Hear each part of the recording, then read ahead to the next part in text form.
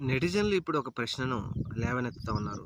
అదేంటి అంటే, రాహుల్ గాంధీ గారు దేశంలో అనేక చోట్ల ఓట్ల చోరీ జరిగిందని నిరూపిస్తా ఉన్నారు. మీరు అనేక ప్రయత్నాలు చేస్తా ఉన్నప్పుడు, ఆంధ్రప్రదేశ్ రాష్ట్రంలో కూడా ఓటు చోరీ జరిగింది అని దేశంలోనితో పాటు అనేక సంస్థలు కూడా చెబుతా ఉంటే, మరి ఆంధ్రప్రదేశ్ గురించి ఎందుకు ఒక్కసారైనా మాట్లాడటం లేదు?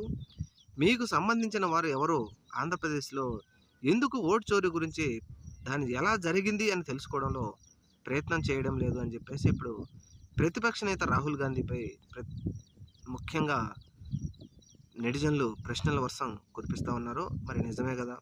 ఆంధ్రప్రదేశ్ రాష్ట్రంలో కూడా ఓటు చోరీ జరిగింది. మరి దీని మీద రాహుల్ గాంధీ గారు మాట్లాడాలి. ఖచ్చితంగా వారి టీం ఆంధ్రప్రదేశ్‌లో కూడా వర్క్ చేసి ఎలా జరిగింది అనేది దేశ ప్రజల ముందుంటే పెడితే మంచిదే గానీ, అలా కాకుండా ఆంధ్రప్రదేశ్‌లో ఓటు చోరీ జరగలేదు అని, దేశంలో జరిగిందని చెప్తే ఎంతవరకు సమంజసం?